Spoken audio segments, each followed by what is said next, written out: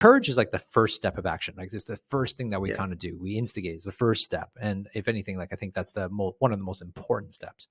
But then like once you have the courage to do that, we want to kind of blend into this episode around what are we really kind of searching courage for? What are we really pursuing? This reminded me of a conversation that Dr. DiMartini had or presented once to me at a seminar or somewhere. I can't remember when. It was like probably 20 years ago. And I always kind of sunk in my mind around this particular topic, which is about the 7 powers. And because that's what I thought you were going to go with, a couple episodes ago when you're talking about courage, but it wasn't. It was completely different. So I want to address the 7 powers because I think it's really powerful, no pun intended, about how human beings, what we're trying to pursue.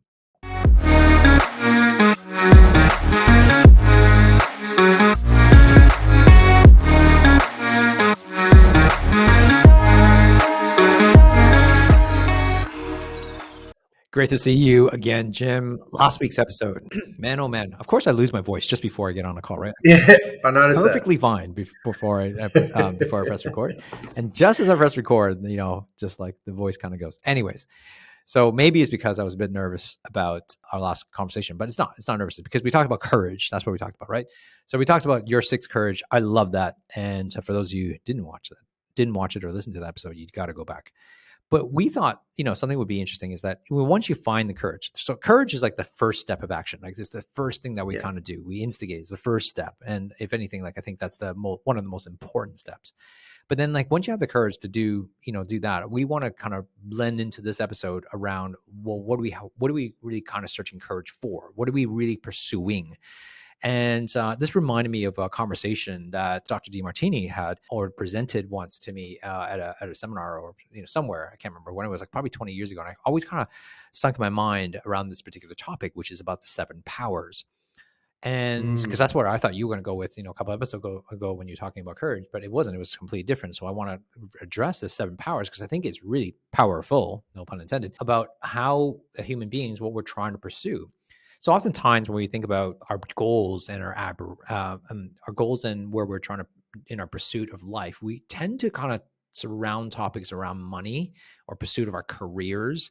But there's so many other powers that a human being can have that could really dominate a space. And I'm talking about, have you ever been in a space, like maybe in a meeting or a seminar or in a room where someone walks in and you've never spoken to them, but just the way they walk in, you just know like they have some sort of authority, not in a bad way. Like they just got this presence about them and you cannot not look at them, right? Or feel the presence around them.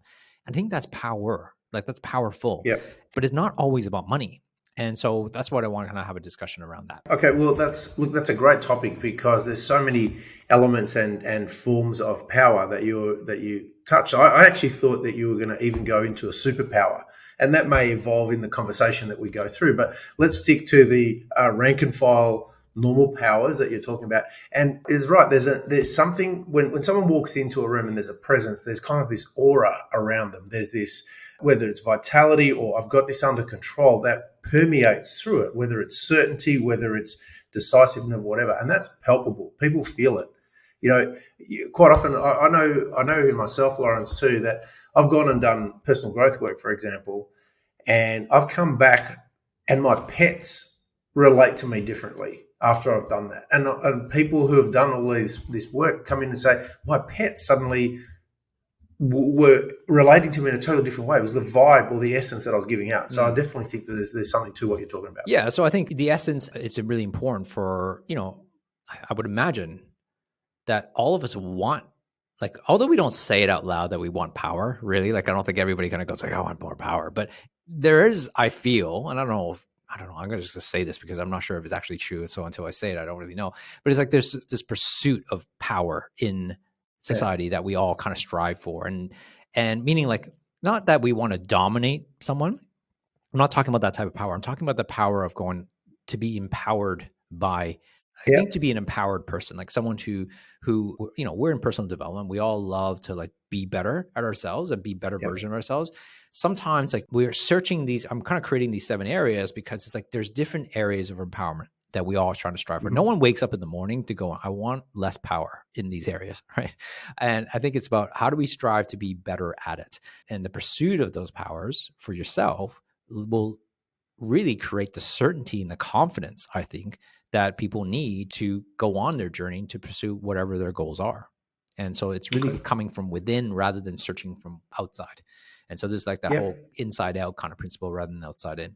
So let's start with the very first one, the most obvious one.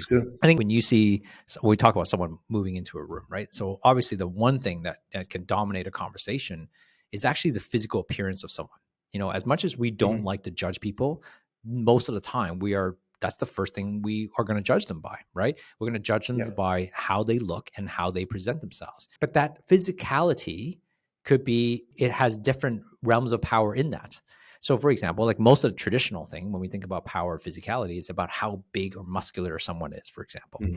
Of course, if you see Arnold Schwarzenegger walking into a room, like you're going to feel his presence because, the guy is huge and he's, large in size and stature. You're going to feel that. So, a lot of people like Jim, you walk into a room, man, like we feel the power and the essence in you because you got the stature in you. But for someone like me, who's 5'7.5", notice I have to say the half. I'll take every half inch I can get. But if for someone like me, who's I would say average or below, actually kind of funny. Being in Portugal, I am actually pretty tall against the Portuguese. But cool. Amongst all my expat friends here, I'm very short. Like literally, I could be in a especially the Dutch. Oh my god, especially the Dutch. Yeah, the Dutch, they're huge. They're huge. And sometimes even it was so funny. I was like sitting at a party once, and I'm the shortest guy there, like by not even just by a little bit, by like at least a foot. They're all like 6 foot plus. Like imagine you, like 6 of them around me, like this little midget. I felt like Kevin Hart, beside the Rock. And it was not that it was intimidating, but it was just, I remember looking up and I'm like, okay, like this is kind of weird, right? So for someone like myself who doesn't have the physical stature in terms of height, right? I can't change that, right? But that's not the only thing you could be physically empowered by. Sometimes it's strength, right? So muscular. But let's think about from other aspect. It could be also the physical power is also beauty, for a woman to walk in a room, who owns her body, who just like has this, sexiness about that. And but not because she's pretty, but because she owns her presence, her own physicality can literally change a room. You walk into a female walks into a room, or even a male can walk in a room, can turn heads. That's power, right? They may have no money behind them, but that's power to change. And that is the physicality of that. So it could be your health, someone who obviously looks fit and healthy. It doesn't have to be muscular strong, but they just look healthy. Their skin looks healthy. Their, stamina, their strength, and their well-being. Some people look well, and some people just look really sick, right? So that's what we talk about physicality. There is so many things that my brain's going ping, ping, ping, ping, ping. I can go in so many different directions with this. And I'm gonna go on a couple. So there's a big distinction. You're right. Like a lot of us associate physical presence with power, and it can be biologically from a protection point of view. Like I feel safe around that environment. Biologically, women were attracted to that because they, from the propagation of the species, there's more chance of reproduction and protection of my kids. So it's biologically hardwired into us. So there's that part of it. There's a big difference, the difference between power and force, absolutely, as well. Great book, by the way. So it's a great with David Hawkins, and so it talks about like you see people who, if they identify with their physicality, a really interesting thing that happens for people, whether it's women in their beauty, which you talked about, or men in their physicality, at some point the range, sort of the ravages of age will take effect, and you're not going to be as strong as you are. You might not be as socially as beautiful as you are, and yet, when someone takes ownership of their own identity, they walk into a room. My mum was shorter than you, and she had a presence about her that would make grown men terrified. And I think a lot of that, I've inherited that. So my mum would always say, and she always loved she says, it's not the size of the dog in a fight, but the size of the fight in a dog. And she always talked about that as a physical presence goes beyond your physical dimensions. It's your stature. It's your certainty in self. That to me exudes something that's magnetic that influences other people. Yeah, it's such a powerful thing to recognize, but it has to come from within. Every single one of these are coming from within, and I want to remind people of that. And it's about ownership, right? And it's not about trying to be prettier or stronger or whatever. It's about how do you feel about yourself, because that's the essence that comes out, right? Yeah. Sure, you can mask it by doing a whole bunch of weights and like feel like you're strong, But if the other powers are not aligned, then you're just only physically strong. Like, the whole goal here is not to be strong in one area. It's the whole goal is to kind of be empowered by every single one of these 7 powers, if possible, as the best maximized to its fullest potential, which is hard to do because there's so many things to kind of focus on. To me, that's the easy one, the physical one, the one that most of us can relate to. There's so many levels. And to me, I think that's the key component, as that I finish off, then we can move on to another one, would be that if you're overly dependent on this one and identify with that, something's going to happen at some point where it either will be taken away and your identity will be challenged. So it's important to find ways of finding that empowerment in other ways. And we'll certainly talk about some of those now. Yeah, especially as we age as well, like you're not going to get as strong as you used to be, or don't have the same stamina as you used to, or, start getting wrinkles, and all of a sudden your identity shifts. And if you don't either embrace your aging, you rely heavily on this one thing, it can become a problem, So I think that's really important to kind of look at other areas of influence. I mean, look at Arnold Schwarzenegger. I mean, he obviously knows that his primal thing was his physicality, but over the years, like, I mean, I don't know how old he is now, but, he's getting on in age in terms of like his physical is still pretty good, but nowhere near as when he was a bodybuilder. But he has learned to go through other things, political power, and we'll get into some of those things, social power and so on and so forth. But it's about developing the other areas because, those can compensate for a lot of those things as we kind of move into different realms. Let's talk. I'm gonna chip away the top 2, which is the easier ones, right? So obviously physical power is one. The second one is obviously the money thing, the financial power, right? The financial freedom and the independence. And that's the thing that we constantly kind of strive for. And the financial power, I think, is about, oftentimes it's not about how much money you have. I think it's the power here is about, the freedom you have financially, and so your ability to do that. So it's not about the total amount, because I've known people who have earned $10 million, $20 million of assets, but they're not necessarily happy. They're so stressed. I know it seems kind of strange to say that, but they're so stressed about what to do, and always people trying to take money from them, for example, how to invest that properly, how to make sure that gets passed on to generations properly. So there's added pressure into those realms. So it's to me, financial power is about, do you have enough financial power within yourself to be able to have means to be able to access to the things that you want to do and want to strive for you and your family, and have that freedom. So I think it's more about independence and financial freedom, which I think, I'm going to pass this on to you because you are obviously the master of that. So I'll leave that to discuss. Well, master's a very big term, but let's just say that it's a world that I delve in and I work in. And it's an interesting thing that you basically say, because I've done a lot of work around our relationship to money and the psychology around it. And it's very interesting because I love how you said about freedom. It's about, to me, financial power is really about freedom and choice in terms of where you put your time, energy, effort, and money. And so that's a bigger metric, because there are people who are earning huge salaries and telephone book salaries who don't have financial power because they're bound to that situation. And the left side of the column balances the right one, and they're not really a lot further ahead. And so they're stuck, right? So, but to me, what I've always prioritized and valued financial literacy and financial independence as well, because it gives me an ability to create change. So if we didn't like the situations that we were in, both you and I would not have been able to move to the other side of the world if we didn't have a level of financial power.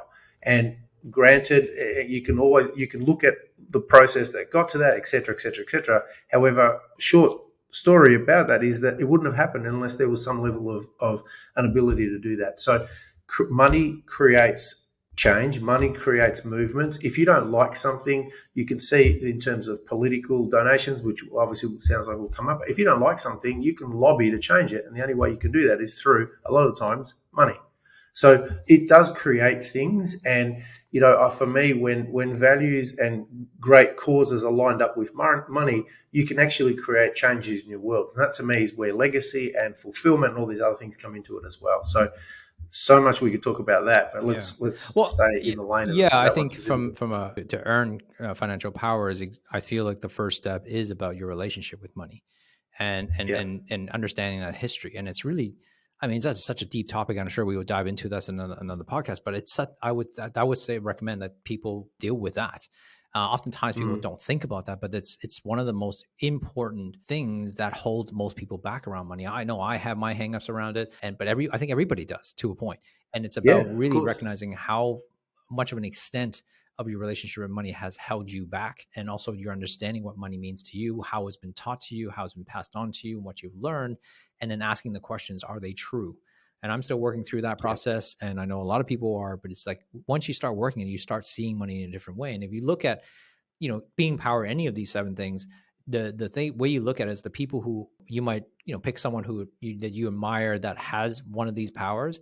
You look at them and you start to realize like it's really about the relationship with themselves, relationship with that thing. And in the specific case right now, it's a relationship with finance. It's not because they're smarter or better than you. It's because they have a better understanding with themselves with their relationship with money. So therefore they're actually attracting more of it. Yeah, and that old truism about the true essence of a person shows up with alcohol and money. So if it's an amplifier, and I believe that if you're fundamentally a person who has humans at the core of who you want to help, the more you have, the more you can give. So it just amplifies that, and I think being clear on your relationship about it, who it is, who you are with it, what it says about you, what lack of it says about you, etc. All those kind of things are very important things to unpackage, because they quite often are the invisible hand that quite often stops you from progressing and moving forward. Well, as we into this new, in this age of, social media, we can't not talk about the power of the social influence, and the social power of leadership. And, Mhm. now I think, in my lifetime of the last 50 years, like this is definitely the time of where we've really seen the power of social power, right? The social influencers. Mhm. Influencers are a big thing now. Kids want to be influencers, and Yep. they can create change. They can create change for good and also bad, unfortunately. But that there's absolute power in terms of your it's not social ranking. I would say it's more about your social influence and your Yep. ability, and your brand, like the brand you. I think it's so important to look at creating an understanding around how do people see you, how sociable are you, and what is your influence to the community based on your sociability score. I'd hate to use that word score, but it's sort of like that influence that we actually have on others, based on who we are. Your thoughts on that? Yeah, look, definitely. I think social power is really currency now. You see that in so many areas. You look at the Arab Rising in Egypt, and they basically overthrew a government and mobilized people exceptionally well. You look at the political elections in the US and how quickly that can be influenced through social avenues. You look at someone who previously has made a statement that is out of step with society, they're cancelled. And so the power and social influence, by virtue of saying, hey, no, that people making a stance, rightly or wrongly, sometimes you can cancel someone who didn't deserve to. And that's the downside of it. But also you can create change and movement when things are out of step, and you go, no, this isn't right. It carries on from what we talked about last week, and it was about social courage. So the first step is being prepared to get out there and say, no, this is what I believe. These are the basis of my convictions. Now then, personal empowerment is the ability to then take action to create change through that avenue. That's how I link up what we talked about last week to this Yeah, week. and leadership it falls into this category, right? Being a strong leader, I've always sort of said, like, in order for you to be a strong leader of people, you have to learn to be a strong leader to yourself. If you can't learn to lead yourself, 100%. you Yeah. can't learn to lead others. So you start with yourself and you go, can I lead me? Can I do the things that I need people to do? Can I lead myself to do better things and be more powerful, or being more empowered to do those physicality of courage? Can we lean into being a leader to grasp those the social power, and then and the courage, sorry. All these things are leadership of yourself. And then once you learn how to lead yourself, then you have an opportunity to learn to lead another. That's one other person. And if you have the opportunity and you can do it successfully to lead one other person, then you have an opportunity to lead a small group. You have maybe 3 to 5 people. And if you're able to do that, then you have an opportunity to shape a group of 10. And then when you can do a group of 10, you can do 100. And then when you can lead that, then you can maybe do a small community. When you can lead a small community, you can lead a city. Then you can lead a city, you can lead a state. And if you can lead a state, you can lead a country. And if you can lead a country, you can lead the world. And it's sort of like but it all stems from the matter of your ability to be able to lead yourself, and how you can do that. It's interesting as you were saying that. I got goosebumps because I was thinking that we're a product of our philosophy and our heritage, and that was the forefather of chiropractic would always say the bigness of a principle, and just B.J. Palmer, who was basically saying you change the world one person at a time, one situation at a time, and the ripple effect goes and starts influencing your community, the world, et cetera, et cetera. So I think that's really cool. And I think it was very relevant that we talked about what we talked about last week and moved into this week, because that's right. You have to have the courage to take that first scary step. The other ones are then the process of just taking further steps again. Yeah, exactly. So we talked about physicality, we talked about finances, we talked about social. Let's move on to family, love, intimacy, and oftentimes we don't think of them as a power, but really, like, a strong family unit, a strong relationship is almost something we've forgotten to look at as a power, because I think divorce and, separate homes and having like divorced parents is such a common thing nowadays. And we've forgotten about the family unit. So it's almost like that whole, like you've been married for 25 years, 30 years. I can't remember. Over 30. 30 years, yeah, 30. right? It's amazing, right? So that's powerful to kind of admire and to go like, that's power. Like because, I mean, let's face it, we've both been married. I've been married for 21, 22 years. And it's like having a relationship for that long, over that period of time, over, three different kind of decades, the 20s, 30s, and 40s, like that. I just suddenly felt older, Laurence. I'm really old. Decades, year after year after year. Sorry, go on. But it takes, like, you can imagine, like, you've changed and evolved. Like every decade we're changing and evolving. Our wants and desires change, not just yourself, but then you also got to factor in your partner.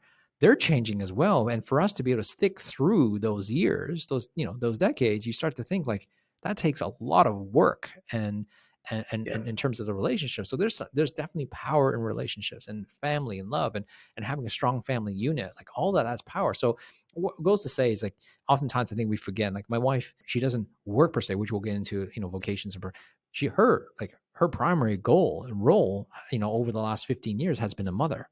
There's power in that, right? There's like, if she didn't own that role as a strong mother figure in our household, and to be able to be a mother in our kids' lives, I know that I couldn't have been able to do some of the things I could do, because I would have to fill in some of those roles. And so, she has taken on that role. That's the decision that we made. I'm not saying that everybody has to do that. I'm just saying that in our situation, this is what we did. I think that has power into it. And this is just a testament to Karen and her ability to be able to be a strong mother for our family, for our kids, and for me as being a strong wife. That is power to me, and that has strong. But oftentimes women may not take that as a power, right? And they might go like, "Well, that's I'm only a housewife." No, like, you are a housewife. Like, I mean, that is such a powerful thing to do, to sacrifice job, career, your own pursuit, to do the one thing that is very selfless when it comes to raising kids. And I think that's a really important power to kind of remember. Oh, look, totally. There's what has given us stability as a family and as a unit was the relationship that and it was a values thing. We valued family really highly. So everything was always made from that place, from the decision of what's best for our family. And so it's not a judgment call, because other people will prioritize other things over that, and that's cool. That's their objective and choice. But without doubt, I found it as a font of replenishment of my own spirit, my essence. What allowed me to dream big and try different things was the stability and the nurturing and the relationship and the foundation that we had in our home, without question. And so that was, to me, was like coming to the source, to replenish, to go out there to slay dragons, whatever they are. And those slagons metaphorically might have been dreaming big or what have you. And that's what we found. That's what we have found was really, really helpful. And what it created for, it's actually very interesting. The challenge that it's brought up for our kids was that they've been a product of a really stable home life. And they've loved that. And it's given them the opportunity that they had unconditional support in terms of, okay, we back you. We always challenged them. So it was always a case of, this is not our expectation in our primary relationship was always that Bettina and I always wanted to see the best of each other. And that was the power. And then by extension, we brought that in our kids. So our kids now have got a reference to go, hey, if that's what it looks like, I'm out there. And unless I find something that they've got a reference for it, and they go, unless I have something for that resembles that, I don't want to settle.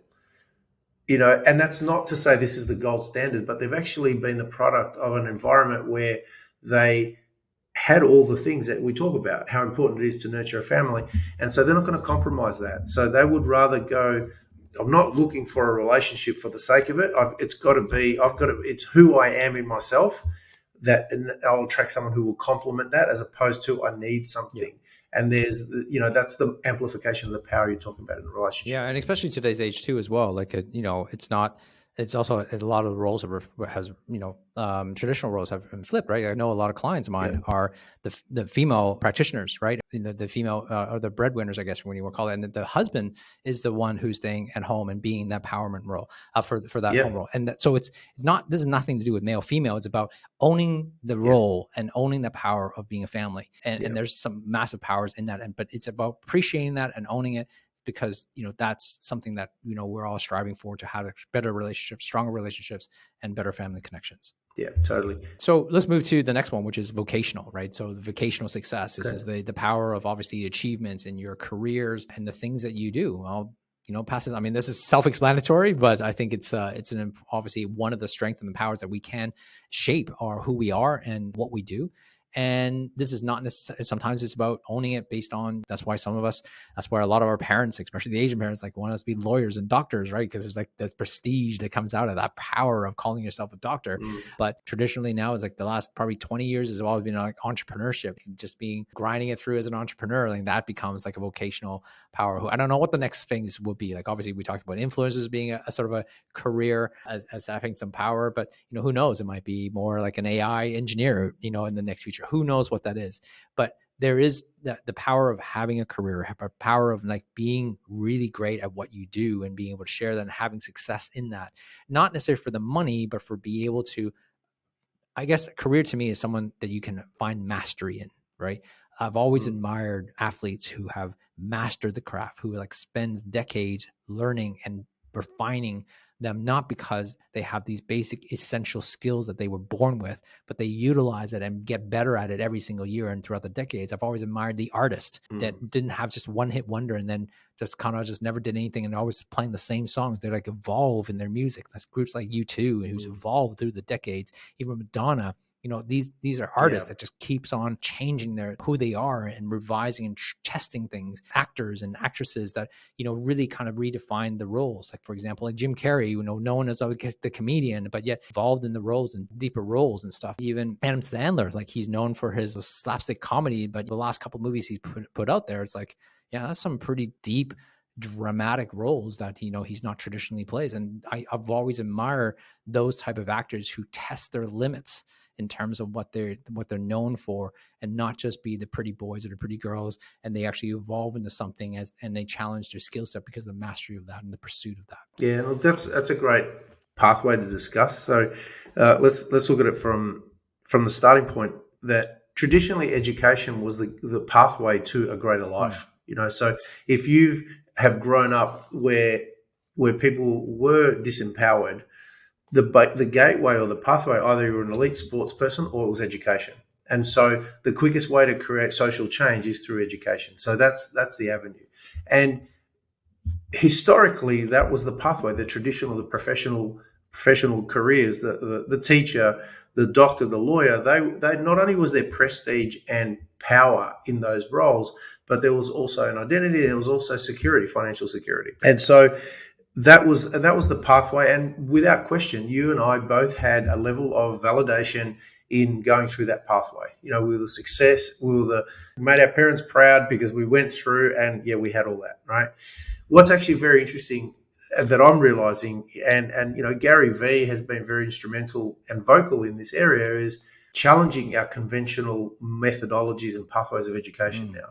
So unless your career, and let's face it, basically people growing up these days, they're more likely to have multiple iterations and changes in careers than you and I did.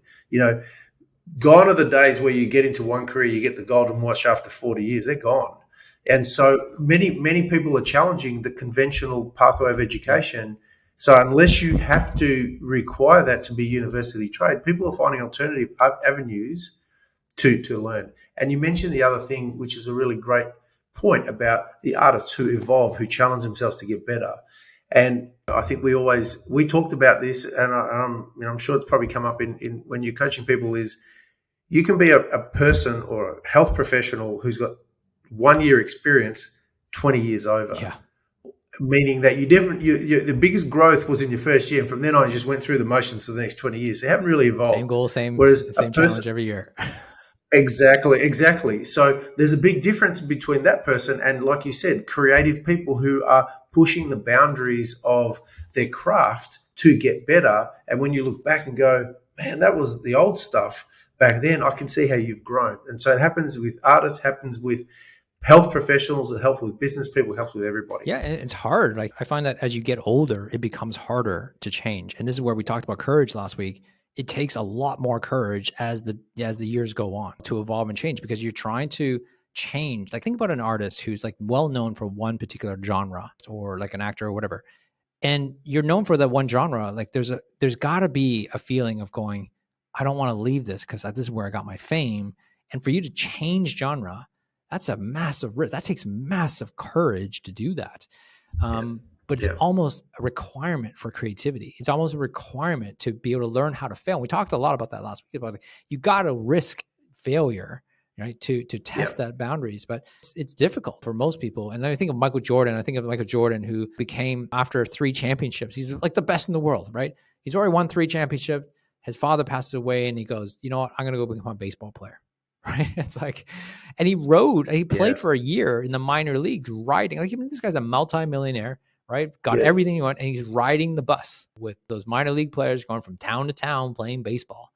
And he wasn't that great at it. I think he had a batting average of under 200, but he stuck it through. He gave it a shot. All the spotlight's on him. And he's basically facing that fear and all that thing that we were talking about, how hard it could be, the facing all that media. And so it's the same thing. What you're discussing is like, it's so important to kind of go after that pursuit. And I do agree with you. The pressure we're putting on our kids nowadays, like my daughter is turning 15 and, she's in grade 9, and the pressure of like choosing where you're going to go in university, like it's starting now. And I'm like, are you kidding me? I am 48 years old and I have no idea what I'm going to do in the next 5 years.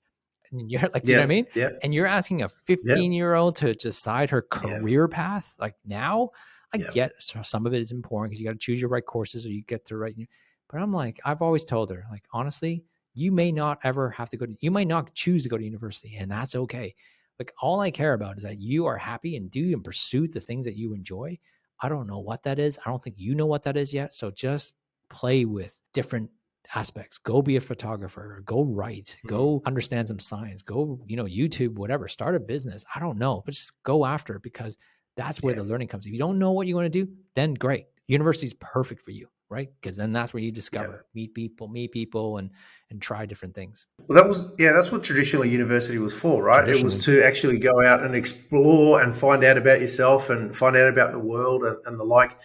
But it highlights how hard, this is where a lot of times I feel people get trapped. And you may have had the same experience too, Laurence, where you've got vocational power, i.e. by role of your identity, your role. To change that, you're going to compromise social and financial power. And so a lot of times people go, it's too hard. So I'm going to destabilize 2 of those things to change. One, I'm too far down the rabbit hole, I'm going further. And that's a really tough scenario. Well, that's why I think anybody is in their 20s right now, if you're listening to this, go do all those things. Like, you have nothing, you don't have the financial stability. Typically, I'm not saying, no judgment, but most people in their 20s don't have the financial stability or the security, and you don't have all those like obligations committed. So this is when you should try everything. Go do a whole bunch of things and then figure it out. And then 30s are meant to leverage that. Find out what you're really good at in your 20s. And then your 30s, you go, okay, let's hone in on some of those things I'm really good at. And then your 40s, then you can kind of dive deeper into it. So I think that's like, I personally feel like that's the best advice to see in the world. I wish I had that. I learned that. I kind of intuitively kind of knew some of this, but I wish I had that knowledge and wisdom that was passed on to me in my 20s. I think I would have been a little bit more focused on doing that. But yeah, your traditional, like right now, like I find schools, especially like the schools that I graduated from, it's just like, it gave me permission to be X. Right. It gave me a piece of paper, and that's all I did. I don't think I learned to think. I just learned to regurgitate, and I gave me a license to practice or a license to do whatever. And I had to do that most of the thinking outside of school. And there's another element we haven't mentioned, I think, is self-education, where traditionally the quote has always been that formal education will provide you a living and self-education will provide you a fortune. And it's the idea and concept that you're constantly still learning. just because you've gone down this road. It's like you said about the artists who keep iterating. What can you keep learning? Because if you're working in an organization, you have to keep learning. And the more you learn, the more value you create to the place and the role and the area that you're in. And so if things change, you have the skill set to be able to shift on a dime and go in another direction. But if you haven't self-educated yourself to learn about what's going on, and the classic scenario is, you mentioned AI at the start of this, there's movement there. It is in all of our interests to understand the ramifications and the impacts of that and do a Wayne Gretzky and wait till we're in the position where the puck's coming rather than waiting till we're the effect of it. Yeah. So that to me is a really important thing that we all need to be aware of in terms of how do we self-educate ourselves? I mean, we're in a position where we already know this in hindsight, which is that the things that are working now like really well, or the career paths that are really highly in demand, wasn't in demand. It was definitely not in the curriculum when I went through school. And so it's about, sometimes you get lucky if you choose the right thing. But sometimes you don't. But it's can you adapt fast enough? Can you adapt and evolve fast enough and to predict it? And most of the time we can't always predict what's going to happen in the future because it's moving too fast. And so instead of trying to predict, to aim, like it's almost like predicting the stock market and like buy low and then sell high. The reality is like, I think it's probably the higher probability of success here is choose something you love, choose something you're passionate about, choose something that you're willing to kind of put in the work and effort in. And I think there's evolutions from that will probably benefit you in some way if you learn how to not stay in that lane, but be able to take that skill set and take multiple skill sets that you've had interest in and then somehow create something that was magical. If you think of, one example I can think of is like Steve Jobs taking a calligraphy class, in university, and that formed the basis of a lot of fonts and how Apple was designed from the beginning because of that one class he took. Who would have thought, right? Yeah, but it's only in hindsight. And so it's a matter of like interest. What are your interests? How do you dive deeper into it? Not necessarily hope, but see if there's any interconnections that you can bring. There's a great book called Range, Range, Range, and it talks about how some of the most successful people in the world is usually the people who have done a whole bunch of things, including Federer. Like you talk, Roger Federer is like one of the greatest tennis players in the world. His mother was a tennis coach, but he refused to play tennis he didn't really play tennis until he was like 16, but he played all these sports prior to, which developed different skill sets that he wouldn't have if he just stuck with tennis.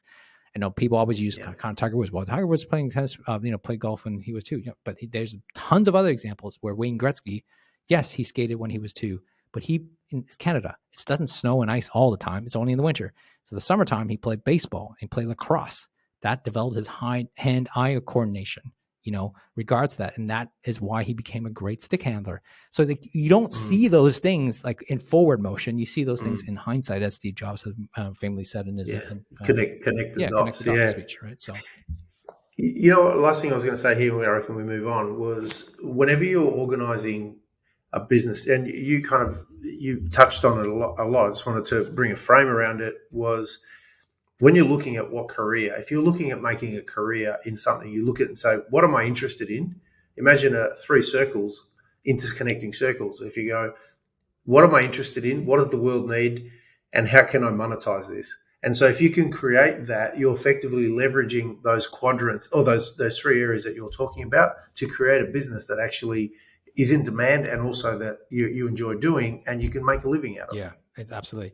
And so what we've been talking about has been vocational success, and we spend a lot of time here, but really what you kind of blend into and added to was actually the 6th one, which is mental genius and creativity. So we kind of like blend those two anyways, right? I didn't even know. So and that's the power. So like we can link those last two really together, because the mental genius and having the fortitude and developing that mind is what we've been talking about, that creativity. So yeah, it's great. It's genius. So this is like the mental. This will be your natural affinities, your zone of geniuses. That's what you were talking about from earlier on, where you actually go, I'm really good at this. I have a power. Like if you're great with numbers, for example, you'll have an ability that someone who doesn't have, it's not something you can't be learned, but that will give you a level of power and problem solving capacity which somebody else. Yeah, I think it's a combination of a few things. So it could be divided by, for example, what you said. It could be like mental or superpower, right? So that you have a superpower, or because you have a certain skill set that you just spent a lot of time sort of creating and developing and mastering. But then also too, you could also, like, your power could come from like a mental mindset. Like you could be, like if you think about someone from the Navy SEALs, for example, or someone who's gone through jiu-jitsu training, for example, or what you do, and even CrossFit or any of these type of like things that do hard things and mental attitude. What do? Well, they do the physical part, that's a given. But what they really do, I think, is that they basically shape your mental fortitude, right? Your mental power of being able to doing hard things. And that's what I'm also talking about too. And then you can also translate to mental, your ability to learn and actually have a bunch of knowledge and be an expert in something, right? That's also another mental power. Okay. So there's a wide range of mental power here in genius, but I'm talking about it being a genius of creativity, being a genius in terms of your ability to be an expert. But I also think I want to add in mindset here, because you and I both love that mindset part. I think mindset will be the mental fortitude is a power here, and those people can withstand and do things that most people wouldn't imagine to do just because they got a stronger mindset than others. Yeah, I'm glad you mentioned that, mindset, because that's where I was looking at going as well, for the same reason, because I think paramount in this whole area would be the distinction between a fixed and growth mindset. Yeah, so you'd have to have, not want to say you'd have to, but it would be in your best interest to have a growth mindset within this area to be able to evolve, adapt, and use all the things that we talked about up until this point in time as a catalyst to leverage your mental power in there. Because if you've got a fixed mindset and it's either yes or no, fail or not fail, you don't have the capacity to keep improving and getting better as time goes on. So that's how I was interpreting that as a mental power. It's sometimes it's your mental models, your frames, your paradigms, how you see the world. That can be a real strength, because if you look at, the life is, there are opportunities out there. You're going to use that as a superpower, and you're going to create and attract situations that support that. And if you've got, contrary to that, if you've got something that is opposite to that, you're going to be probably limited in there. So that would be how I would expand it. Yeah, I think philosophy falls into this place too as well. There's a lot of power in a philosopher who understands life and sees life in a very different manner. And I think those type of things are really important, because we all admire those people who can see the world in a different light. We all admire those philosophers who can see and just can, the Stoic, for example, the Stoic philosophy, like when we admire those people who can live that and understand it. There's power in that. And then we can kind of move into the seventh power, which is the last one, which is the spiritual mission, right? The spiritual power. And there's that in power into that, right? So there's, think about, traditionally we can think of spiritual power as, a priest, for example, or the Dalai Lama, or, heads of religion. Some of that has obviously lost its shine because of due to a whole bunch of other things. But the reality that there's, certain people, the Catholics will hold the Pope as having a power in terms of what he's accomplished. And so other religions will have that too. But spirituality doesn't have to be about religion. Spirituality, I think, is about, you're spiritual within yourself. We talked about that last time. I believe we talked about the courage around that. Yep. And it's about spirituality is about how do you identify with your calling and your purpose and what you do, and having ownership of that and awareness of that and development of that. I think is such an important element. And we got to learn to also basically rise up and raise up the level of the power in our spirituality. Yeah, it's actually very interesting. I had calls this week. I had a conversation with someone who was in a moral predicament where he was challenged by something, and the easiest thing that he could do was to throw someone under the bus to avoid responsibility, and he'd be out of it. And the ramifications for him following through what he's been, without getting too hung up on it, he could actually save himself by throwing someone else under the bus, or follow through a particular path and unfairly be punished for something. And it came to fascinating, because this person got to the point, if it wasn't because of his spiritual beliefs, I think he would have been challenged, because he said, look, this is a test. This is a test of my character, my faith. And he said, I want to be a great man. And a great man upholds the standards that they want to live by. They're not even tempted, but they don't back down on principles and virtues that are very important to them, that are that are really deeply ingrained. And if it means that I am punished, but I maintain my connection to my spirituality, then so be it. And I was really impressed with that because, like we said last time in the section about courage, you will be challenged by things. And sometimes for spiritual power is about looking at the bigger encompassing issues of the world and saying, look, this is my path, this is my purpose, this is my reason for doing what I'm doing. And I understand that there may be ramifications and impacts for it, but I can't do that. And that takes a certain level of power. And what comes with that is usually peace, because someone could be at peace. I know there's times where I've let go of things that are outside of my control and they were universal things. And I've just went, okay, I just had freedom and peace by letting go of that. And I wasn't fighting that. And it helped to have a spiritual understanding and a belief system that supported. Yeah. The main thing when we look at these 7 powers is that if we don't develop these powers in any of these areas, or, or if we maybe only develop in some, the ones that we're weak on or lower, we're going to be overpowered by someone else. And so it's more like a protection, right? We have to have the courage. We talked about that, but then we also have to learn to develop these powers, and these powers are there to really enhance your life. And you can see that, but also is in protection. By having power in these areas, you're also defending, right? We started off with a conversation around physical power and the physical prowess. Like, one of the reasons why we do that is not just because we look good or feel good, but it's also be able to know that we can defend ourselves in difficult situations. Jiu-jitsu, for example, like one of the things is the confidence that you would feel is that, whenever you're coming to attack, you're definitely a higher probability that you can defend that situation because you've gone through this mastery of training. And it's like, and I think the same thing with any of these things. We talked about family, we talked about social, we talked about finances, we talked about mental, we talked about vocational, we talked about spiritual. Is that if we don't learn to develop these powers, we're going to be overpowered by someone somehow elsewhere. And so the goal here is, I think, is the important level of what we're trying to discuss is finding these powers, be aware of them, and also learn to chip away at developing and master these powers over a lifetime. And get stronger with each one. Laurence, I was just going to say that as you were talking about that, I kept on thinking of Gandhi. And Gandhi had a level of conviction about power. And he overcame the British Army through non-force. Yep. And through a peaceful protest, he just was resolute. So there was spiritual power and moral power and social power and all of that, social power and all of those, and they trumped physical power. Yep. And to me, I think that's the really important part, because while the physicality is a primal fear that we have, I think it's Nietzsche said, if people can overcome anything, provided there's a purpose, or paraphrasing it, but you can overcome any obstacle. And to me, the people who are able to do that, who can transcend the fear of the physical punishment, are the people who are on a different plane, or on a spiritual pathway, that they know that this is the journey, this is how I need to go. And that, to me, when I see footage of that, I get shivers down my spine and go, it's not about, that's the power versus force. Yeah.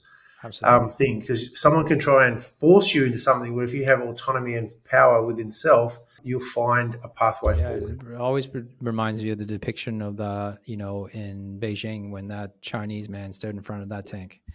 The Tiananmen Square. Yeah. I still remember that. I don't remember what year that was, but it was such a powerful image, right? And that there's that.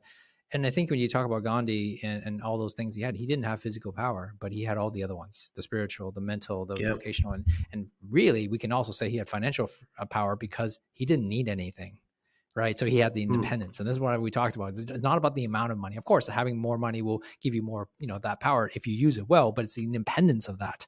And I think that gave him power. So it's about taking down the British Empire without force is a no small feat. And that's a perfect example of, having power in certain areas that could really change the world and change society. So that's what we're talking about here. And this is why it's so important for us to be aware of it and start, chipping away at it and master it. So I hope this has been valuable to you. And if it is, make sure that you continue to subscribe to us and watch and listen and share this podcast with others. Jim, do you have any last minute words that you want to say before we end this podcast? No, I think I'm complete, Laurence. I'm pretty good. I think this was a good 2-part series, carrying over for the one before, that I think would really help people get really clear on who they are, what they stand for, and why they do what they do. All right. Well, as always, make sure you subscribe to us. Make sure you listen to it. Make sure you comment and ask us questions. We'll love to kind of, maybe feature one of your questions as our next podcast episode. This is us, Jim and Laurence. Power out. Power out.